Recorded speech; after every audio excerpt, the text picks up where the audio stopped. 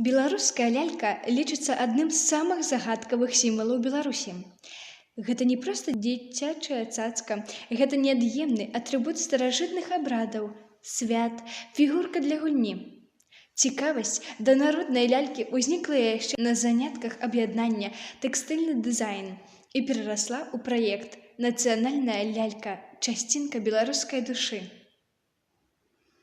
Для беларускіх лялек характэрна падабенства з лялькамі суседніх народаў – рускіх, украінцаў, палякаў – у вобразах, назвах, семантыцы. Пэўнае распаўсюджванне на Беларусі атрымалі народныя лялькі з саломы. Гэта быў даволі даступны матэрыял, які да таго ж не патрабуе папярэдняй апрацоўкі ці дадатковых аперацый. Салома прыйшлася беларусам яшчэ даспадобы і за хараство, і за цяпло. Са старадаўніх часоў на беларускай зямлі вырошчваюць лён. З валакна ткалі палатно і шылі вопратку, стваралі прадметы побыту, а таксама майстравалі цацкі для дзяцей. Перш за ўсё лялек. Іх рабілі як з абрэзкаў ільняной тканіны, так і з ільняных нітак. Выраб лялек ажыццяўляўся ў кожным доме, і гэтай справай мог займацца любы член сям'і. Матэрыялы выкарыстоўваліся самыя простыя і даступныя. Большасць лялек на Беларусі былі абярэгамі. Лялькі-абярэгі вядуць сваю гісторыю са старажытных язычніцкіх часоў. Яны вырабляліся з прыродных матэрыялаў, которые прыносіліся з лесу. Дрэва, лаза, трава, салома. Лялькі, зробленыя на аснове бярозавага палена, з'яўляюцца абярэгам сямейнага шчасця. Галоўная рыса беларускіх народных лялек – чыстае аблічча, без носа, роту і вачэй. Даволі значную частку лялек складалі абрадавыя. Гэта лялькі Спірыдон, Санцаварот, каляда, калядны анёл, каза. Ляльку рабілі па традыцыі з ільну, без іголкі, чырвонымі ніткамі. Але Спірыдон, Санцаварот не азначаны ў афіцыйных святах, і таму вялікай працы ніхто не пачынаў. Толькі гаспадыні наравілі лішні раз зайти ў куратнік і прыкарміць курэй з правага рукавы грэчкай, каб яны хутчэй і добра раслі. Фігурку Санцаварота добра зрабіць тым, каму трэба моцна трымаць штурвал свайго жыцця. Санцаварот дапамагае мужчынам кіраваць светам. Гульновыя лялькі рабіліся для забавы дзецям. Яны падзяляліся на шыўныя і скручаныя. Скручаныя лялькі рабіліся без іголкі і ніткі. Напрыклад, на драўляную лыжку наматывалі слой тканіны, перавязвалі нітачкай і апраналі ў святочнае адзенне.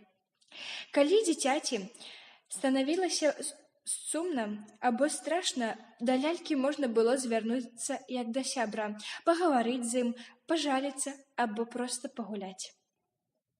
У нашай установе адукацыі мы працягваем народныя традыцыі, адшліфаваныя вякамі, і ствараем лялькі сваімі рукамі на занятках аб'яднання па інтарэсах. Тэкстыльны дызайн. Сёння мы можам правесці майстар-клас па вырабе лялькі. Веды, атрыманыя ў ходзе працы над праектам, дазваляюць нам праводзіць міні-экскурсіі. Пачуўшы слова «лялька», мы адразу адчуваем вялікае задавальненне ад таго, што прыгадваем сваю любімую цацку дзяцінства. Вядома, што гэта больш за ўсё датычыцца дзяўчынак, але калі прасачыць значэнне лялькі ў жыцці кожнага чалавека, то можна адзначыць, што яшчэ да свайго нараджэння яна адыгрывала вялікую ролю. Таксама была падрыхтаваная выстаўка лялек «Сучасная нацыянальная лялька», якая мела 3 экспазіцыі: народныя лялькі цяперашняга часу, сучасныя тэкстыльныя лялькі,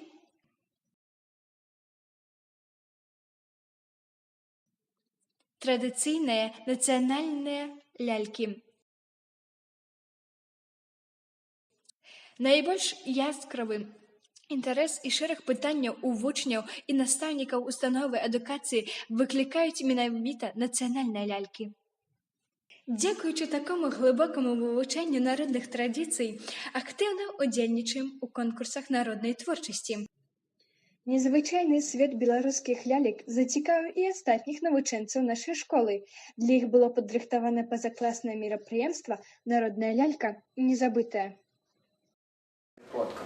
Лічылася, што лялькі, зробленыя сваімі рукамі з падручных матэрыялаў, валодаюць магічнымі ўласцівасцямі.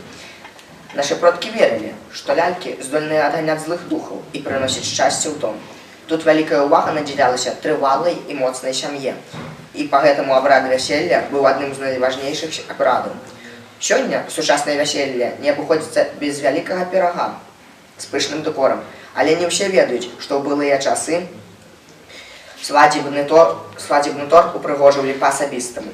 Напрыклад, устаўлялі бярозавую рагаціну з лялькамі, якія ўяўлялі жаніха і нявесту. Вось я вам прадстаўляю ляльку «Мировое дрэва». Яна рабілася без сшывання іголкай, каб шчасце не зашыць. Відаў народных лялек вельмі шмат. Іх разнастайнасць таксама вельмі вялікая, і таму праца над праектам працягваецца. Нацыянальная лялька стала брэндам нашай установы адукацыі. Мы ўпэўнены, што гэта традыцыя мае права на існаванне, таму што ў ёй частка беларускай душы і яе культуры.